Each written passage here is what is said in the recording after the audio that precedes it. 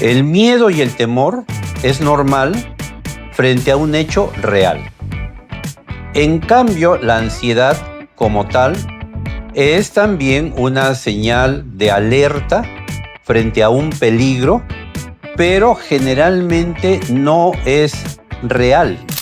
Duerma usted, acuéstese 9:30 de la noche y va a ver que va a tener usted menos posibilidades de presentar manifestaciones de ansiedad, depresión o cualquier otra enfermedad. Doctor, y por ejemplo también es importante hasta qué horas dejamos de comer o tomar un alimento para dejar descansar el cerebro. Se recomienda 1 hora y media a 2 horas antes de ir a la cama. Aproximadamente manejamos alrededor de 6,000 palabras. Y la generación actual se ha hecho un estudio y se ha encontrado que no maneja más de 140 palabras. Y de las 140 palabras, el 80% son groserías. La ansiedad también proviene mucho de algo que ni siquiera es, del miedo al futuro. La depresión, estar viviendo desde el pasado y no estamos viviendo, se nos pierde el aquí y el ahora, este momento tan hermoso. Pero no sé cómo vea usted, doctor, esta parte de la responsabilidad a veces y de este mito que hay también a veces de no querer ir a tomar una terapia, ni siquiera ni con un psicólogo o ni siquiera ir con el psiquiatra. Yo le comentaba, o sea, a veces es como que dicen que estás loco. No estoy loco. Sí, o que, es que si ya vas al psiquiatra, pues es porque ya vas, ya estás súper mega mal.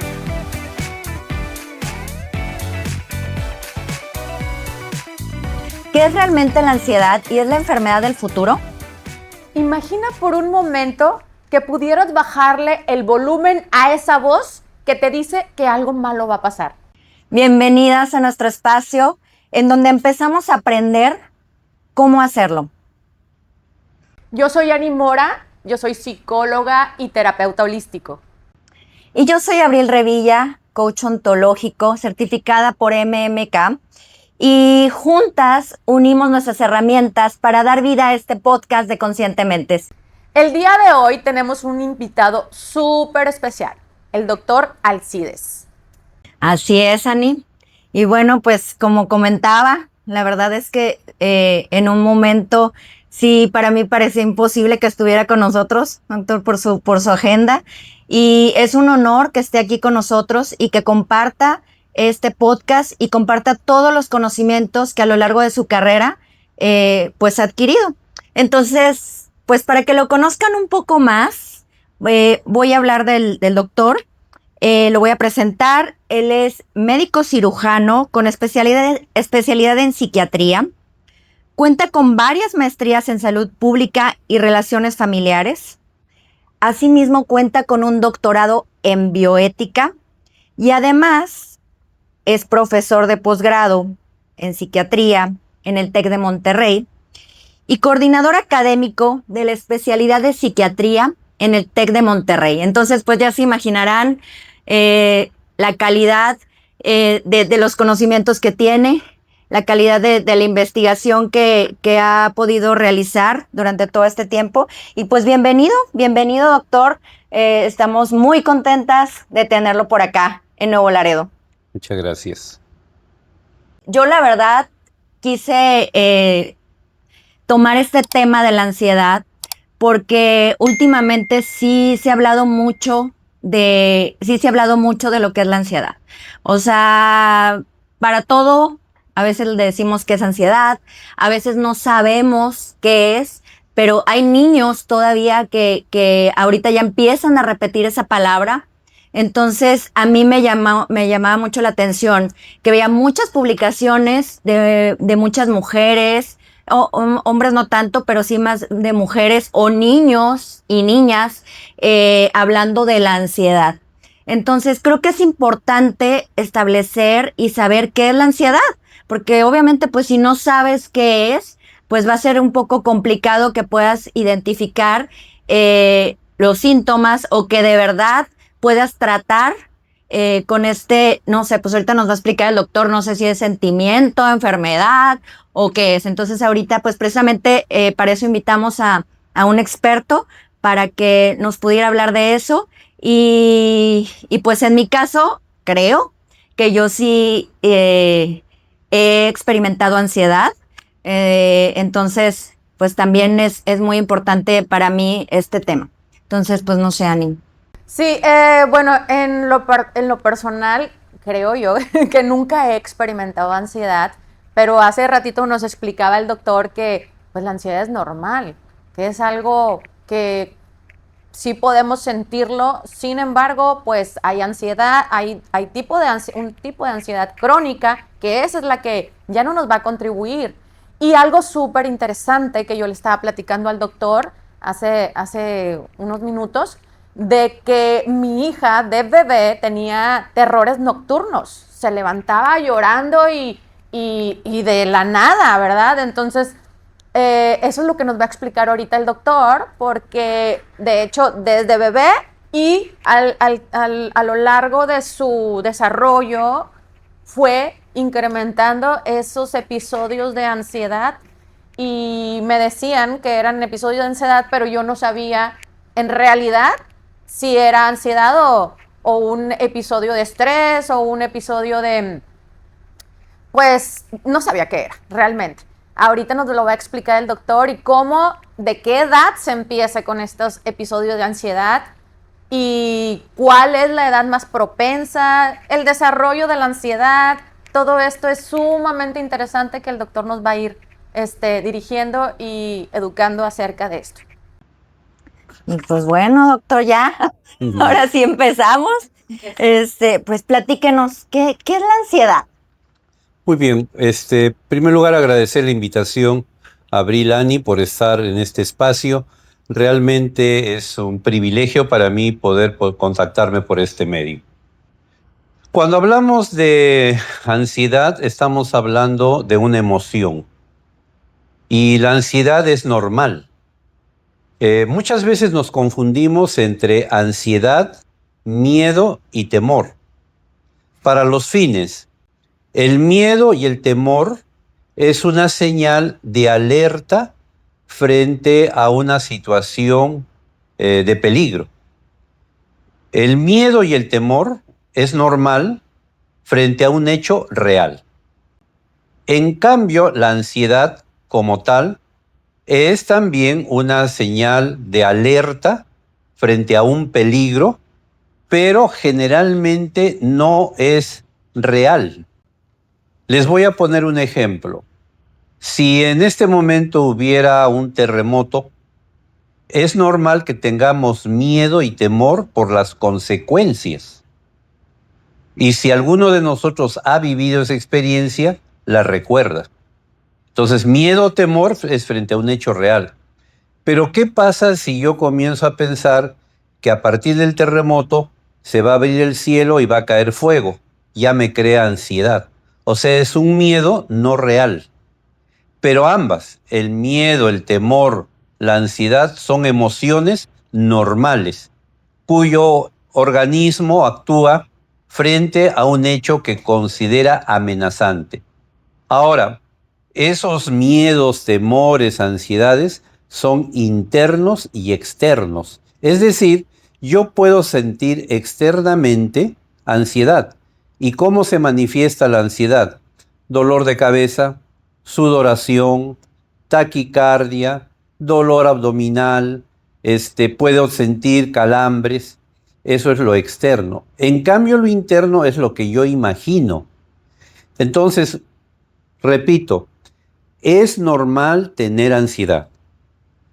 Cuando esa ansiedad se vuelve regular, rutinaria, ¿qué impide el desarrollo laboral, desarrollo familiar, desarrollo académico, etcétera? Cuando eso se vuelve que impide, recién hablamos ahora de trastornos de ansiedad. O sea, el trastorno de ansiedad impide el desarrollo de una vida normal. Hace un momento Ani decía acerca de una experiencia de su niña. A propósito de eso, la ansiedad se inicia en la infancia y en la adolescencia y tiene diferentes formas de presentación. Una de ellas es el terror nocturno. Es muy frecuente encontrar en los niños el terror nocturno y a veces no les hacemos caso. Creemos que es una situación pasajera. No, hay que tomar atención porque ese puede ser el inicio de un trastorno de ansiedad posteriormente. De tal manera que deberíamos tomar mucha precaución con respecto a eso. Pero, por ejemplo, doctor, a ver, en cuanto al terror nocturno, o sea, ¿quiere decir que les da miedo, por ejemplo, dormir solos o que se despierten? ¿O cuál sería como cómo identificamos qué es un terror nocturno? ¿O cómo identificamos cuando el niño no quiere dormir solo? O ahí es donde yo... El terror nocturno no hay conciencia. El niño se despierta, grita, lo calman, se duerme y al día siguiente le preguntan, ¿qué te pasó anoche? Y el niño dice, ¿de qué me estás hablando? ¿Tú te levantaste y gritaste? Y dice, no. O sea, en el terror nocturno no hay conciencia, que es diferente cuando el niño tiene temor a dormir, es consciente de quedarse solo, tiene miedo a la oscuridad. Muchos niños, por ejemplo, cuando apagan la luz, pueden ver imágenes, caras deformadas, presencia de animales.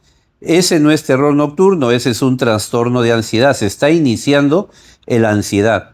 Por eso que la diferencia entre terror nocturno y la pesadilla, en el terror nocturno no se acuerda absolutamente nada. En cambio, en la pesadilla sí recordamos el motivo que nos está causando la alteración del sueño. Y por ejemplo, en este caso, usted dice, bueno, puede estar iniciando ansiedad porque tiene miedo a dormir solo. En este caso, ¿qué es recomendable? ¿Dejarlos dormir solos o que duerman contigo o cómo? No, la idea es un abordaje terapéutico. Hay papás que dicen, por ejemplo, mi hijo es hombre y no tiene por qué tener miedo y hay que apagarle la luz y te vas a quedar aquí. Lo está enfermando. Hay niñas que tienen lo mismo y a las niñas se les permite, no importa, es niña que ella tiene miedo, que duerma con nosotros. Esa diferenciación de género es dañina para el tratamiento de un niño con miedo, con ansiedad. Recuerden lo que acabo de decir. Por favor, la ansiedad, los trastornos de ansiedad comienzan en la infancia o debutan en la adolescencia. Y hay un dato interesante. El año pasado, aquí en México, del total de consultas que se hicieron, el 53% por trastornos fueron de ansiedad y el 25% fueron trastornos depresivos. Imaginen ustedes la diferencia que hay. Pero hay algo más. De ese 53%, cuando lo elevamos al 100%, el 60% correspondieron a damas y el 40% a varones. ¿Qué nos está diciendo esto? Que los trastornos de ansiedad son más frecuentes en las damas que en los varones. Entonces aquí debemos poner muchísima atención. Pero hay algo más. Cuando un trastorno de ansiedad se inicia, se busca ayuda 8 años después aquí en México. Y de ese grupo de personas que presentaron un trastorno de ansiedad, solamente el 30% busca ayuda. O sea, tenemos un 70% de la población con trastornos de ansiedad y que no buscan ayuda. Doctor, y por ejemplo, a mí me interesa mucho o me apasiona el tema del cerebro. ¿Qué pasa cuando tienes ansiedad? ¿Qué pasa en el cerebro con esas redes neurales? ¿Qué es lo que detona ese episodio de ansiedad? Digamos, el origen o podríamos decir, la causa de los trastornos de ansiedad son de dos tipos: causas genéticas y causas epigenéticas o no genéticas, o sea, causas ambientales. La ansiedad se puede heredar. O sea, cuando nosotros vemos a una persona con un trastorno de ansiedad, vemos si en la familia hay personas que tengan lo mismo y presentan el mismo patrón. ¿Qué pasa en el cerebro? Imagínense ustedes una sala con diferentes sillas. En el cerebro, las sillas son, imaginémonos, grupos de neuronas. Esos grupos de neuronas que están sentadas en una silla producen unas sustancias que se llaman los neurotransmisores.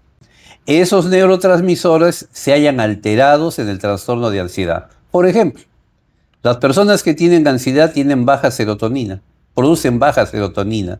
Por ejemplo, producen poca noradrenalina. Por ejemplo, producen mucho cortisol. Por ejemplo, tienen baja GABA. ¿Qué está diciéndonos? Que hay grupos de neuronas que se alteran en la producción de las sustancias.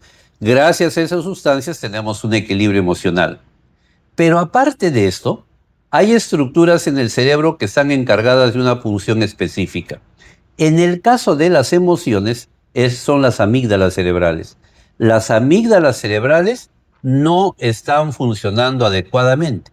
Entonces, en el cerebro se está produciendo una alteración anatómica y fisiológica. O sea, están funcionando inadecuadamente estas estructuras. Y eso nos explicaría el porqué del tratamiento.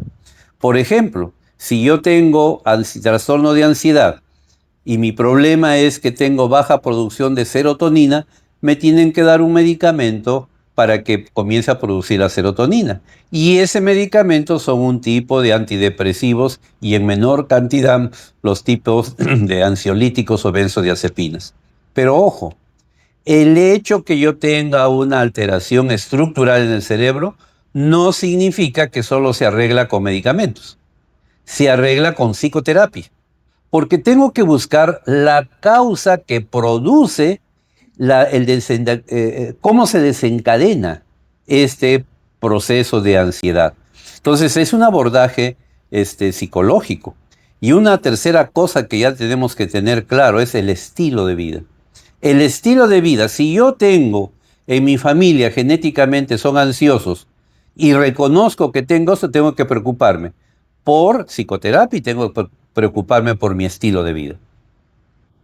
La alimentación influye un papel importante para generar esos neurotransmisores y para que la amígdala empiece a trabajar correctamente. Sí, cuando hablaba de estilo de vida, por ejemplo, el tipo de alimentación, ¿qué les recomendamos?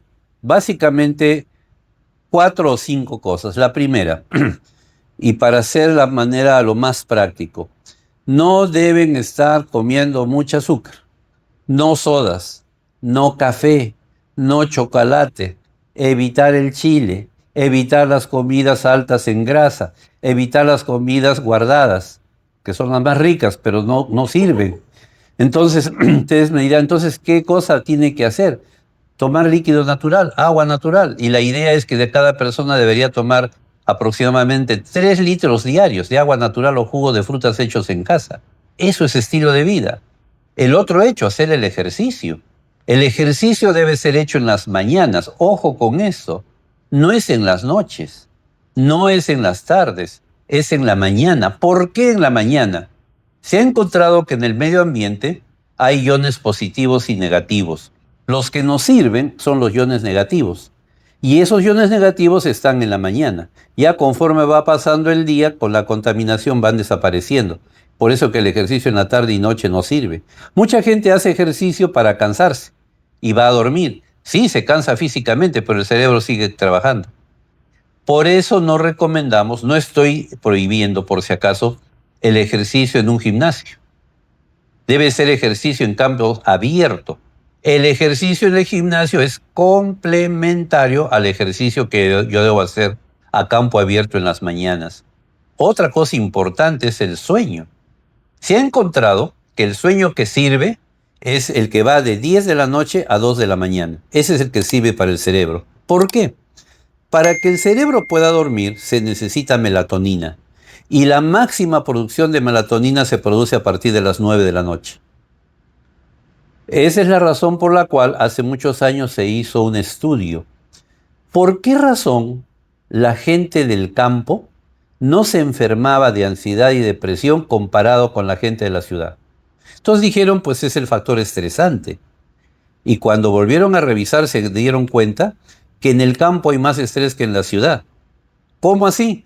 Porque el campo, la gente que vive en el campo depende de la lluvia. Si no hay lluvia, no hay cosecha, no hay cómo comprar los productos. Entonces la gente se estresaba mucho. ¿Y por qué razón gente con tanto estrés no tenía ansiedad y depresión como en la ciudad? Y lo que se encontró, que en el campo se acuestan a las 8 de la noche y se levantan a las 2 de la mañana. Por eso, una recomendación es: duerma usted, acuéstese 9:30 de la noche, y va a ver que va a tener usted menos posibilidades de presentar manifestaciones de ansiedad, depresión o cualquier otra enfermedad. Y el ejercicio, por favor, el ejercicio tiene que ser un ejercicio que no signifique agotamiento. Sí, debe significar que yo pueda disfrutar el ejercicio. Y eso van a ver ustedes que son las mejores medidas preventivas. Si yo tengo genéticamente ansiedad, pues tengo que tener un estilo de vida para evitar llegar al trastorno de ansiedad. Doctor, y por ejemplo, también es importante hasta qué horas dejamos de comer o tomar un alimento para dejar descansar el cerebro. Se recomienda 1 hora y media a 2 horas antes de ir a la cama. Okay. Ese es lo que... Y bueno, doctor, y en cuanto a esto de la ansiedad, por ejemplo, usted hablaba ahorita de la psicoterapia, ¿no? Yo puedo tratar mi ansiedad a lo mejor sin medicamento y nada más trabajando mis pensamientos, o en este caso es un complemento o es todo, o sea, tiene que ser todo integral, todo lo que comentaba usted. Tenemos que buscar la causa que produce la ansiedad en una persona. Por ejemplo, hay alteraciones de la ansiedad, trastornos de ansiedad, en una niña que fue maltratada por su padre, o sea, muy rígido.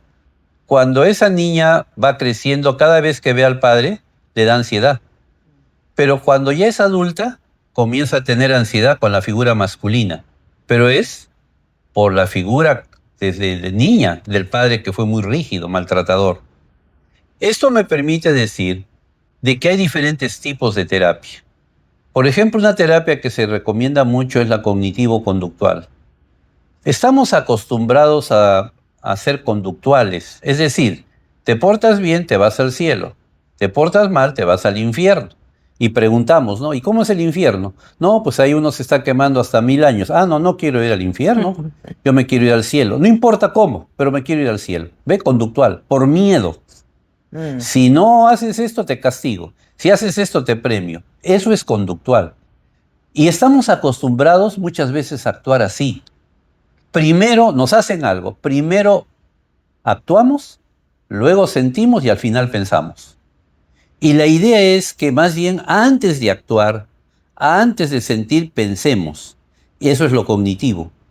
Entonces, en la terapia cognitivo-conductual me permite analizar primero para poder actuar o sentir o actuar. Es un tipo de terapia. La otra terapia es la de experiencia. Es decir, comienzo a examinar todas las cosas que pasaron y cómo las traigo a la actualidad. Hay otra terapia que es la holística, el abordaje completo de todo mi sistema. Hay la terapia psicoanalista. Es decir, hay diferentes escuelas terapéuticas. Y todas las personas que quieren psicoterapia, por eso van con un especialista, con un psicólogo, y el psicólogo, después de analizar el caso, le dice, ¿sabes qué? Vamos a trabajar o no vamos a poder trabajar, porque tú necesitas tal tipo de psicoterapia. Cualquier tipo de psicoterapia favorece el poder manejar los trastornos de ansiedad. Pero no solamente psicoterapia, es también estilo de vida. Por favor, estilo de vida. Y les parecerá extraño como psiquiatra, el medicamento, si quieren ustedes, hasta secundario. Porque yo puedo dar medicamento toda la vida y si no hago psicoterapia y no hago estilo de vida, no va a funcionar. Es un trípode en el cual se ha visto mejores resultados cuando el abordaje es integral. Doctor, también ahorita es que yo veo demasiado estrés también. El estrés puede generar ansiedad, porque yo también estoy viendo cómo los niños desde chiquitos ya están en los videojuegos, en las redes sociales. Creo yo, no sé, ¿qué opina usted acerca de que ahora ya hay mucho más ansiedad por esos factores detonantes. Sí, si ustedes se han dado cuenta, esta generación aproximadamente del 2000 para adelante no sabe hablar, sí sabe escribir y con un emoticón, por ejemplo, expresan sus emociones. Sí, sí. En cambio, los de mi época, pues no teníamos, teníamos el teléfono que estaba en el centro de la plaza y había que formar fila. O sea, teníamos que aprender a hablar más. Entonces, se ha hecho un estudio y se ha encontrado que el idioma español tiene aproximadamente 120,000 palabras. Y la persona que más palabras se utilizó en la obra del Quijote, fueron 45,000 palabras. Se ha hecho un estudio y ¿cuántas palabras manejamos en promedio nosotros? Aproximadamente manejamos alrededor de 6,000 palabras. Y la generación actual, se ha hecho un estudio y se ha encontrado que no maneja más de 140 palabras. Y de las 140 palabras, el 80% son groserías. Eso nos dice que se ha perdido esa capacidad de comunicación. Ustedes lo han leído y escuchado. Estamos más comunicados que antes, pero más aislados que antes. Nos hemos olvidado de esa relación humana. La diferencia que nos hace frente a otras especies vivientes es esa capacidad de comunicación. Qué importante es esto que acaba usted de decir. Por favor, a la hora de los alimentos, 0 celulares. Por favor, a la hora de convivencia, 0 celulares. Por favor, a la hora de salir a caminar, de disfrutar, 0 celulares. No estoy en contra, lo que estoy diciendo es que debemos rescatar esa capacidad de comunicación, de relación humana, como seres humanos que somos. Sí, pues como más conexión, ¿no? O sea, más generar esa conexión con el otro. Y a mí me llamaba mucho la atención que me decían, es que ahorita ya también, por ejemplo, tú mandas un texto y ya te lo resume, ¿no? O sea, que a lo mejor la amiga le está mandando un texto a la otra diciéndole que terminó con el novio y ya le dice al celular que se lo resuma. Y entonces se lo resume, pero ella ya no conectó desde los sentimientos que ella está sintiendo, entonces el celular te lo resume y nada más te dice, bueno, este mensaje te dice que terminó con el novio, entonces tú ya contestas, sí, no, o entonces esa capacidad de conexión. Y yo me he fijado mucho que con mi hijo, pues mi hijo tiene 16 años, o sea, le cuesta trabajo, yo digo, ¿por qué no contestan? O sea, no contestan. O sea, realmente no hay como esa conexión y preguntas y quieres como platicar con ellos y a veces, pues sí, a lo mejor como dicen, no saben cómo hacerlo precisamente por eso. Aparte Entonces, creo yo, perdón. No. Uh-huh. Aparte creo yo que la ansiedad también proviene mucho de algo que ni siquiera es, del miedo al futuro. La depresión, estar viviendo desde el pasado. Y no estamos viviendo, se nos pierde el aquí y el ahora, este momento tan hermoso que nos está regalando. Todo el tiempo estamos pensando o en el pasado o en el futuro. Pero de verdad que yo cuando empecé este cambio de conciencia, el empezar a ver, sentir los olores, ver los colores, el escuchar los pajaritos, todo eso, el estrés ha disminuido al 100. ¿Qué tan importante es estar viviendo en el aquí y en el ahora para que no desarrollar la ansiedad? Sí, Ani, eso que acaba de decir es muy importante porque si vivimos del pasado, en el pasado, nos vamos a deprimir. Si vivimos solamente pensando en el futuro, vamos a vivir con ansiedad. Vivamos el presente. Hoy tenemos vida. Hoy tenemos la capacidad de saludar, de abrazarnos, de expresar lo que sentimos.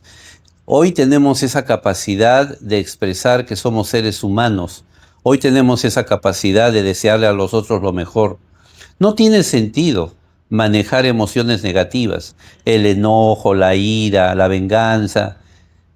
Hay un estudio que se hizo hace muchos años también. En el cerebro existen 2 hemisferios, el derecho y el izquierdo. Y entonces se trató de ubicar dónde estaban las emociones. Hay básicamente tres emociones negativas y 3 emociones positivas. Las emociones positivas, el amor, la paz, la tranquilidad. Y entonces se dijo, ¿dónde están las emociones positivas y dónde las negativas? Por otro lado, ¿cuál es el hemisferio dominante? Y el hemisferio dominante es el izquierdo. Y ¿saben? Se encontró que las emociones positivas estaban en el izquierdo y las negativas en el derecho. ¿Se imaginan si fuera al revés cómo seríamos? Bueno, de este total de 6 emociones primarias o básicas, ahora sabemos que existen 144 tipos de emociones. ¿De qué depende este tipo de emociones? Depende de lo que nosotros querramos. Si vivimos el pasado, vamos a vivir enojados, amargados, deprimidos, no tuvo sentido la vida. Si vivimos el futuro, no sabemos lo que va a pasar. Yo creo que lo que se trata es hoy. Hoy es una oportunidad de vivir, de disfrutar la vida. No olvidemos, a veces nos confundimos. Creemos que en tiempos pasados las cosas fueron mejores. Yo creo que en tiempo pasado hubieron cosas buenas, regulares y malas. Y ahora, igual, cosas buenas, regulares y malas. Entonces, aboquémonos a aquello que es positivo. Entonces, doctor, bueno, nada más para puntualizar, la ansiedad es una emoción, como dice, no es mala. ¿Cuál es la diferencia del estrés? O sea, ¿cómo yo puedo identificar cuando solamente es como estrés y cuando es ansiedad? O sea, yo entiendo que usted me decía, bueno, la ansiedad es buena también, pero ¿cómo puedo identificar esto? O sea, estrés y ansiedad, ¿o son como primos? Sí, recordamos de que la ansiedad es una emoción, es algo interno. Y el estrés es algo que viene del exterior y que yo lo recibo de una manera, lo interpreto de diferentes maneras de acuerdo a mi patrón familiar, genético, cultural, religioso, etc. Entonces, todos estamos sometidos a un tipo de estrés. ¿Y por qué algunos hacen ansiedad y otros no? ¿O por qué unos llegan a tener trastornos de ansiedad? Depende evidentemente de toda la capacidad que tenemos para afrontar las cosas. A propósito de eso, cuando hablamos de ansiedad, por favor, tengamos claro que existen los trastornos de ansiedad. ¿Cuáles son esos? El trastorno de ansiedad generalizado, el pavor nocturno, las agorafobias, los trastornos, por ejemplo, ligados al estrés agudo, el estrés traumático. Existe también los ataques de pánico. O sea, miren, todos esos son trastornos de ansiedad, que no es lo mismo a tener ansiedad. La ansiedad es una respuesta normal frente a un hecho que lo considera el organismo amenazante. Pero cuando ese patrón es permanente y no me deja desarrollar, recién estoy hablando de los trastornos de ansiedad. Bueno, y por ejemplo, doctor, cuando tú terminas una relación, por ejemplo, y empiezas a generar como ese tipo de ansiedad, porque puede existir un apego. Yo he visto también mucha gente que dice, es que acabo de terminar una relación y me siento muy ansioso y me siento mal. Y entonces, ¿eso en qué tipo de ansiedad se puede catalogar y cómo se podría trabajar? Sí, Abril, usted ha tocado un tema muy interesante, por ejemplo, la ruptura de una relación. Una cosa que deberíamos entender es que esas respuestas de tipo ansioso, de tipo trastornos de ansiedad, tienen otra base. Y la otra base es que tenemos que comenzar por algo, aceptar que hemos fracasado. Cuando no aceptamos el fracaso, de alguna manera va a tener una expresión en nuestro organismo. Eso es lo difícil, haber fracasado. Cuando aceptamos haber fracasado, no tenemos alteraciones a nivel de nuestro estado emocional. Ahora la pregunta es, ¿y por qué fracasé? Y mucha gente dice, pero si yo, algunas damas me han dicho, pero si yo fui una buena esposa, lavaba la ropa, le tenía todo limpio, ordenado, que estuviera descansando, hasta masajes le hacía, ¿en qué me equivoqué? Le digo, pues a ver, piense en qué se equivocó. Y la equivocación fue en elegir. Se equivocó en la elección. Pero ahora la pregunta es, ¿y por qué se equivocó en la elección? Por inexperiencia. Y eso es lo que a veces no aceptamos y nos perdonamos. Un fracaso, comenzamos otra vez, un fracaso, no lo aceptamos. Pero si aceptamos que fracasamos, ubicamos la causa. Mala elección. ¿Y por qué elegí mal? Por inexperiencia. Ahora, con la experiencia que tengo, la elección sería diferente. Parte de esa equivocación es pensar que nunca me iba a pasar nada con esta pareja. Otro ejemplo. Hay personas que vienen conmigo y me dicen, ya no sé qué hacer con mi esposa o esposo porque toma mucho. Le digo, y cuando fueron novios no tomaba, y ya cuando se comprometieron tomaba poquito. ¿Y usted qué pensó? Que casados lo iba a cambiar. Nadie cambia. No hay cambios. Te dirá, entonces, ¿para qué la psicoterapia? ¿Para qué el tratamiento? Es que el cambio es, hoy soy negro y mañana me vuelvo blanco. Hoy soy un diablo y mañana me vuelvo un ángel. Nadie. Entonces ustedes dicen, entonces, ¿para qué hacemos psicoterapia? Para modificar. La modificación está entre el blanco y el negro, hay una serie de tonos de grises. Aprendo a manejar mis enojos. No es que ya no me enoje.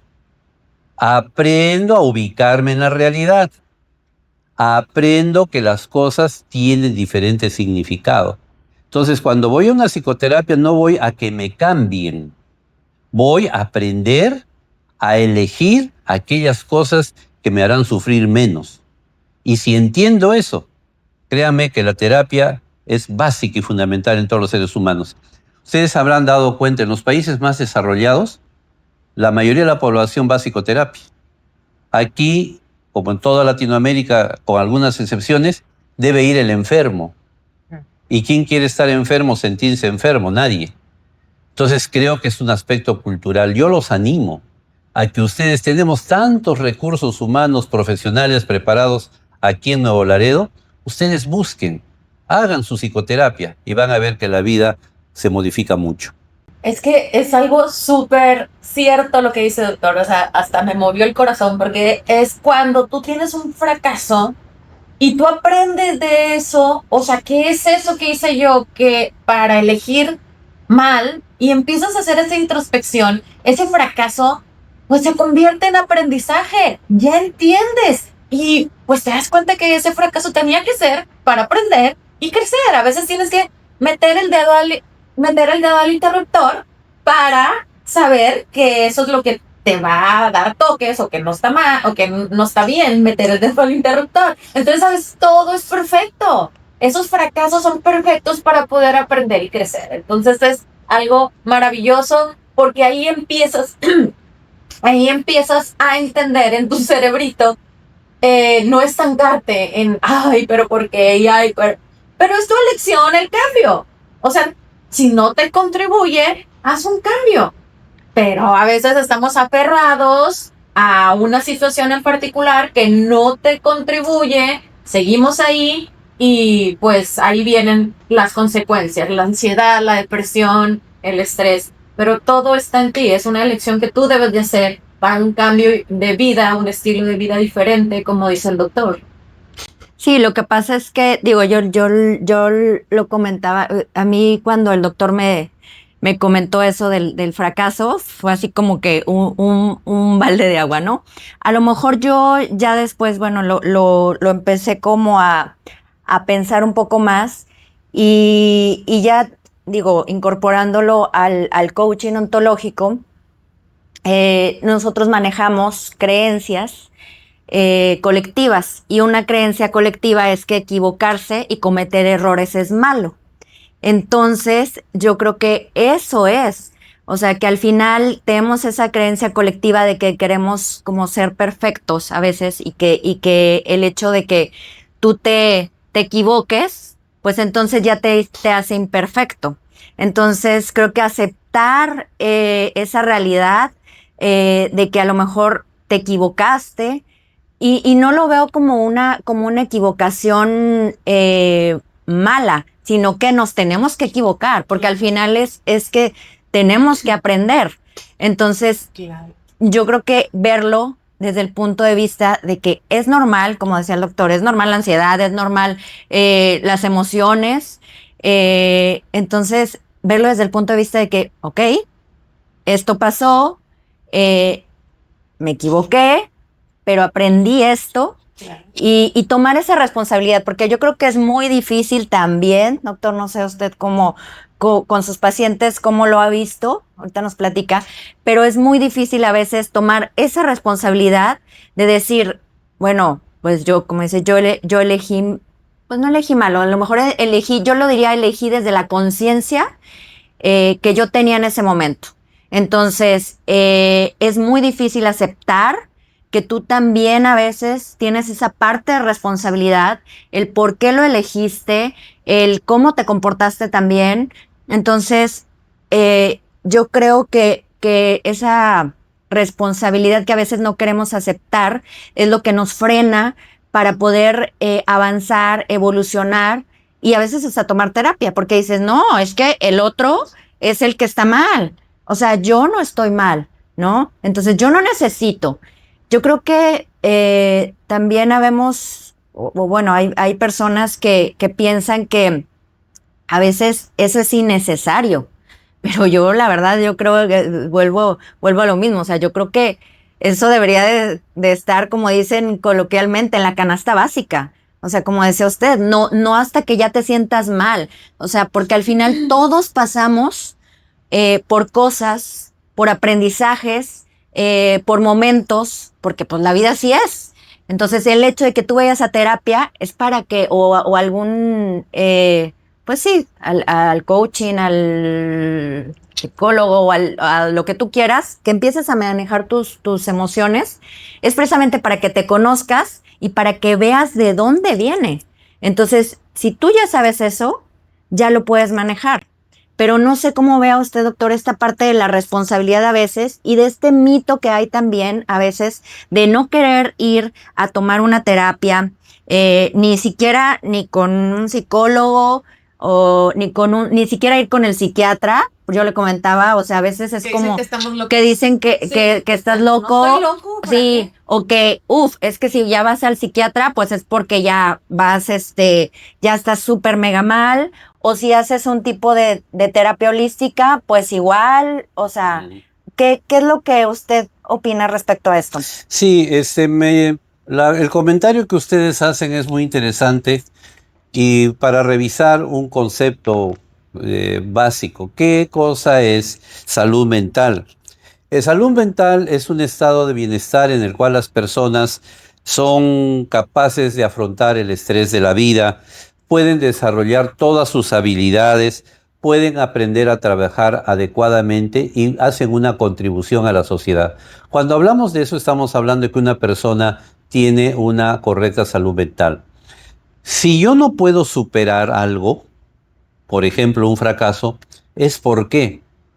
Porque probablemente me creo perfecto. Y entonces ahí ya viene otro factor, que es el orgullo, el ego. Por ego no aceptamos sugerencias. Por ego creemos, ego elevado, creemos que ya todo está resuelto. Creo que deberíamos recordar algo. Somos seres humanos perfectibles. No somos seres humanos perfectos. Si partimos de esa premisa, todo aquello que escuchemos, todo aquello que veamos, lo podemos incorporar. No estaremos de acuerdo, pero tenemos que aprender a ser prudentes, porque todas las cosas que nos suceden en la vida siempre nos enseñan algo diferente. Y en cuanto a esto, doctor, en cuanto a esto del, precisamente como del ego, ¿cuál es como su definición o usted cómo lo ve? O sea, respecto al ego. Por ejemplo, en coaching, nosotros lo vemos como una vibración baja, ¿no? O sea, como el hecho de que tú experimentes todas estas emociones, pues podemos llamarlas negativas o que no te son funcionales, como la culpa, la vergüenza, el miedo, el sufrimiento. Todo esto te hace estar precisamente en ego, ¿no?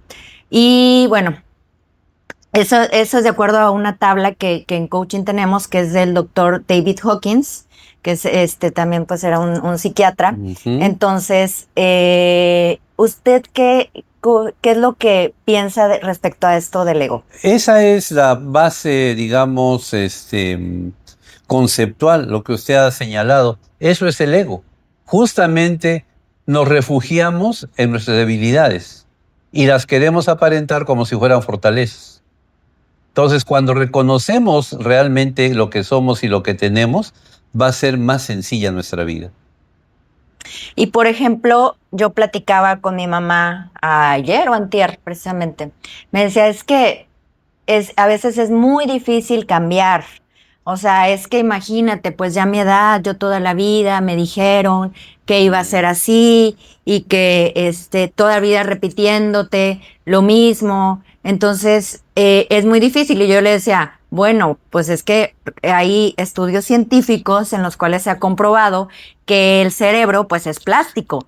Entonces, pues sí lo puedes modificar. Entonces, ¿qué nos puede decir respecto a esto? Sí, existe un fenómeno interesante a nivel cerebral que es la neuroplasticidad cerebral, por la cual el cerebro puede irse modificando.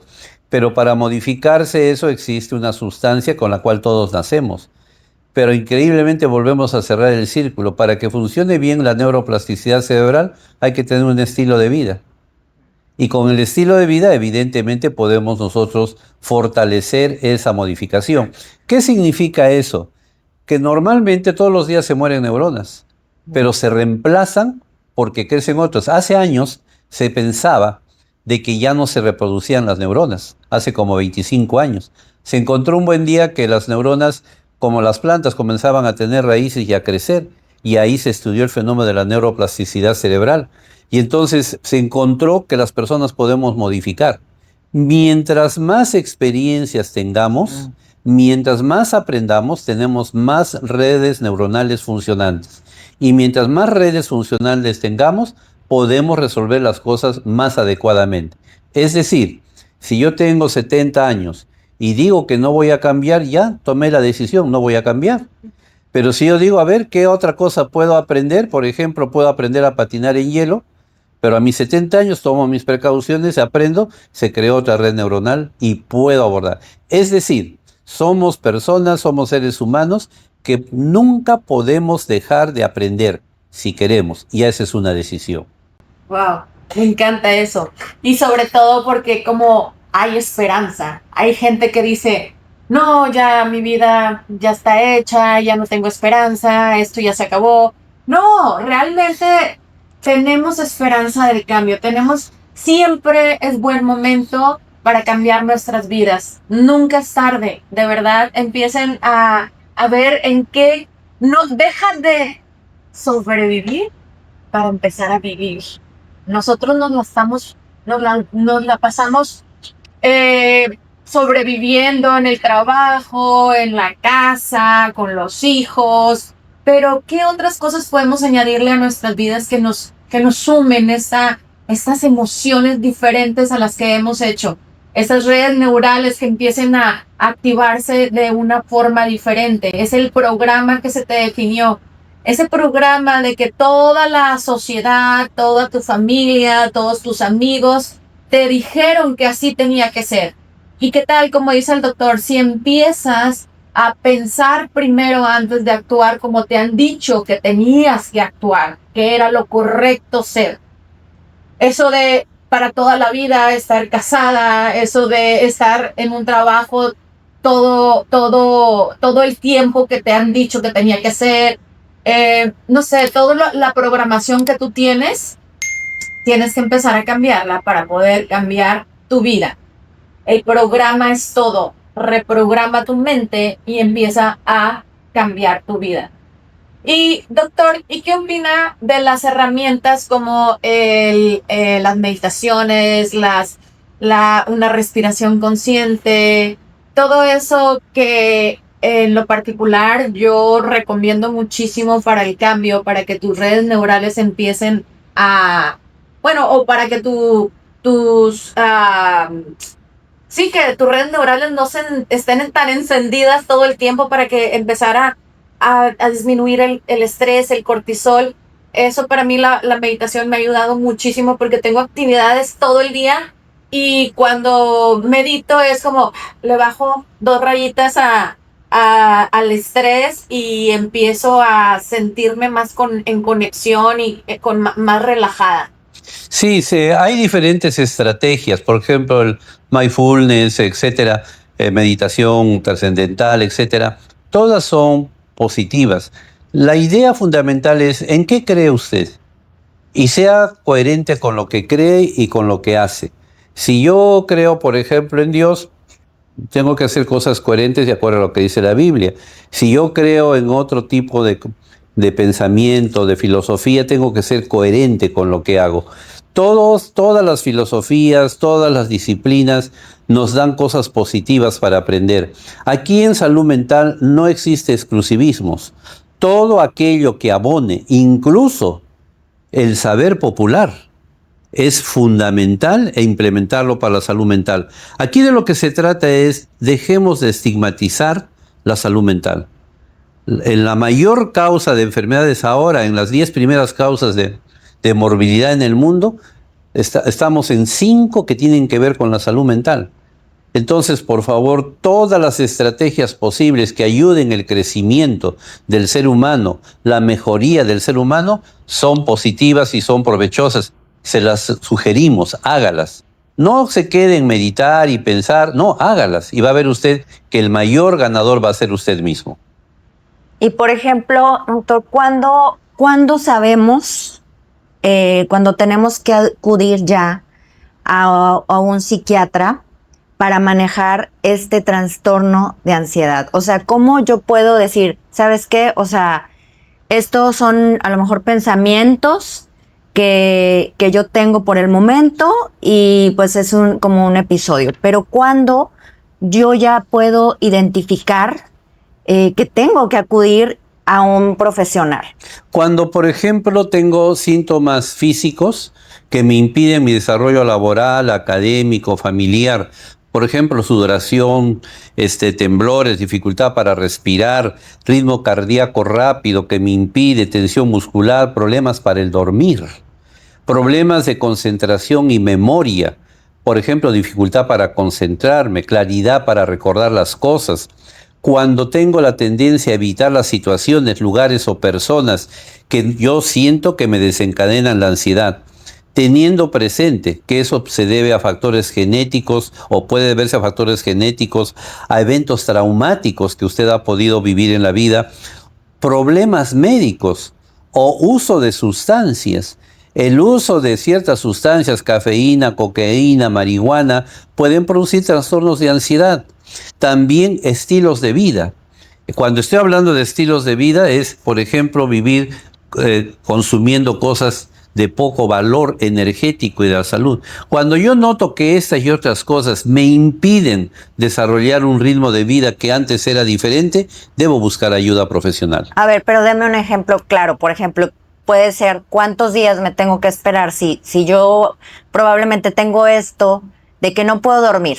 O sea, hay mucha gente que últimamente dice, es que yo no puedo dormir y padecemos de insomnio. Entonces, me espero una semana, un mes, un año. Entonces, ¿cuándo yo puedo empezar a identificar que ya tengo que acudir con un profesional? Porque muchas veces todo esto del insomnio, por ejemplo, de que dices, ay, no puedo dormir, entonces te recetan, bueno, tómate que la melatonina y tómate tal cosa, un tecito y ya vas a dormir bien y todo este tipo de cosas. Entonces, pues siento que hay muchas personas que de repente, pues sí, se nos interrumpe el sueño y que no podemos dormir.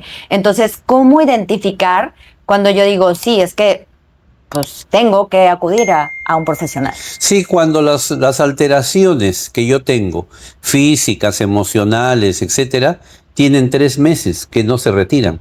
Y hablo de un trastorno de ansiedad, pero no tengo que esperar llegar al trastorno de ansiedad. Si yo tengo alteración del sueño 1 semana, 2 semanas, tengo que acudir, buscar por qué tengo la alteración del sueño, porque no comienza como un trastorno de ansiedad. Puede comenzar como un trastorno del sueño y detrás está el trastorno de ansiedad. Por eso yo tengo 1 semana, 2 semanas, no estoy durmiendo bien de algo que frecuentemente hacía, ya debo buscar ayuda. Palpitaciones, yo tengo que buscar si no tengo un problema cardíaco, ¿no? Y entonces por eso cuando vienen con nosotros preguntamos si ha sido examinada por algún otro médico o de especialidad de acuerdo a la molestia que presentan. Por favor, problemas reumatológicos. Muchas veces vienen con fibromialgias, creyendo que tienen fibromialgia y es un trastorno de ansiedad. Entonces, cuando usted presente alguna alteración en su organismo que usted ha visto que está fuera de su comportamiento normal a la semana, a las 2 semanas, busque ayuda.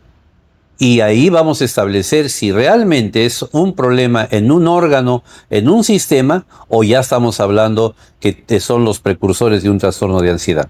Sí, sí es algo bien importante porque muchas veces, porque no podemos dormir o porque andamos estresados o lo que sea, pues te vas con tus cervecitas, te vas para evadir eso, empiezas a, no sé, drogas, caes en otros vicios que van a empeorar ese problema. A lo mejor al principio sí, a lo mejor puedes dormir o puedes relajarte o lo que sea, pero eso es algo que te va a detonar una consecuencia peor de la que tenías antes. Entonces es un círculo vicioso y va a llegar un momento en que ya vas a explotar. Claro, usted ha tocado un tema muy interesante. Muchas personas dicen, yo para desestresarme me tomo mi cerveza en la noche y ya con eso me relaja. Sí, el alcohol relaja. La diferencia es que el alcohol es droga y el medicamento no es droga. Antes los medicamentos y la cerveza, por decir, eran todos drogas. Pero a partir de las divisiones y las manifestaciones que se encontraron, se vieron que las drogas tienen que aumentar la cantidad para producir el mismo efecto. Es decir, si yo con una cerveza dormía durante 3 meses, al 4.º mes ya tengo que tomarme 2. Ya estamos hablando de tolerancia y dependencia. En cambio, el medicamento no. El medicamento se tiene que tomar una cantidad y luego se le va disminuyendo. Esa es la diferencia. Perfecto. Bueno, entonces, pues doctor, la verdad es que pues con todo esto nos quedamos también con algunas preguntas. Ya como última pregunta, nada más, también la ansiedad con los niños y con los adolescentes, ¿cómo la podemos identificar como papá y qué es lo que debemos de hacer? Muy bien. Los niños, si se vuelven muy inquietos, fundamentalmente se le altera el sueño, busquen ayuda con su pediatra. ¿Por qué razón? Hay una hormona que tiene que ver con el crecimiento. Esa hormona produce que los niños y adolescentes no puedan dormir temprano. Pero ustedes habrán notado los padres que más bien es bien difícil levantarlos, porque la hormona del crecimiento los seda. Por eso es difícil levantarse. Pero si usted al comportamiento de su niño lo ve que está más inquieto o retraído, busque ayuda profesional. No espere que interpretarlo como que es un fenómeno normal. Normalmente deberíamos tener un control anual en todos los niños. Hay un programa en los programas de gobierno de control del niño sano. El adolescente, programas de adolescentes, debería tener un control regular. No hay que llevarlo al médico cuando esté enfermo, sino hay que prevenir. Y eso debería ser una cultura que nosotros deberíamos desarrollar. Entonces recuerden, los trastornos de ansiedad se inician en la niñez y en la adolescencia. Por lo tanto, debemos tener los ojos bien puestos en nuestros hijos porque podemos con tiempo detectar y evitar las complicaciones posteriores. Me llevan a veces niños que se arrancan el pelo, se lo comen el pelo y después se complican más, todo por trastornos de ansiedad. Es decir, es una complicación. ¿Para qué llegar a las complicaciones? Cuando la idea fundamental es hay que prevenir llegar a ese tipo de alteraciones. O también que se cortan con navajitas. Exacto. Todo eso Exacto. Ya están llegando al límite. Y toca usted también un tema interesante. Hay personas que se cortan con la idea de quitarse la vida. Y nosotros sabemos que nadie cortándose en los brazos se va a quitar la vida. Pero cuidado, se ha encontrado que 8 años después lo hacen. Así que ojo con eso. Ese es un comienzo. Doctor, pues muchísimas gracias. Ay, no. Nos dio, ya quedamos expandidas con este conocimiento. De verdad, muchísimas gracias. Es un honor tenerlo aquí con nosotros. Y esperemos que no sea la última vez. Sí, la verdad es que, pues ya sabe que pues yo estaba muy contenta por el hecho de que haya aceptado estar con nosotras aquí en este podcast y más que nada lo que decíamos hace unos momentos, ¿no? Que la gente que a veces no tiene los recursos, pues que como quiera que sea, pueda tener un poco más de información y que se pueda acercar a profesionales, a lo mejor puede ser pues en el sector público también, pero el hecho de que tú tengas ese tipo de información y que sepas y que ya puedas identificar y que digas, tengo que acudir y tengo que ir a pedir ayuda, pues creo que es muy importante, doctor. Entonces, pues no, ya sabe que yo ahí estuve como un cadillo, diciéndole que lo queríamos aquí, porque creo que es muy importante este tema. Hay mucha gente que ahorita estamos pasando por ese tipo de cosas y pues nos aclaró muchas dudas. Entonces, pues como dice Ani, esperamos que no sea la última vez que esté aquí con nosotros. Sabemos que es complicado porque usted pues reside en la ciudad de Monterrey y que tiene pues su agenda ocupada, que tiene también pues es profesor del TEC y todo esto. Entonces pues me imagino que pues con todas esas facetas, pues sí el tiempo es un recurso que a veces es complicado, pero agradecemos infinitamente que se haya dado el tiempo para estar aquí con nosotras y pues sobre todo que nos haya compartido lo que usted ha aprendido. Sí, yo quisiera terminar con 2 cosas. Primero, agradecerles y decirles a ustedes que nos están escuchando que en la medida de lo posible estamos para poderlos servir aquí con Abril, con Ani, en comunicarse si tienen algún problema, alguna pregunta y con todo gusto poderlas absolver. Y quiero terminar con una expresión de una obra que salió el año 23 acerca de la ansiedad, que dice lo siguiente: la ansiedad es como una herida, no se cura con tiritas. No es tan fácil respirar y meditar. No es tan divertido como una montaña rusa que subimos y bajamos de verdad. Un nudo en el pecho que no me deja dormir desde hace tiempo. Ojalá la ansiedad se quisiera marchar sin dañarte o apagarte. Ojalá la ansiedad se quisiera marchar. Ojalá, ojalá, ojalá. Muchísimas gracias. Gracias, doctor. Y pues gracias por habernos acompañado en estos capítulos. Y pues nos vemos pronto y esperemos, como decimos, que no sea la última vez, doctor. Muchas gracias.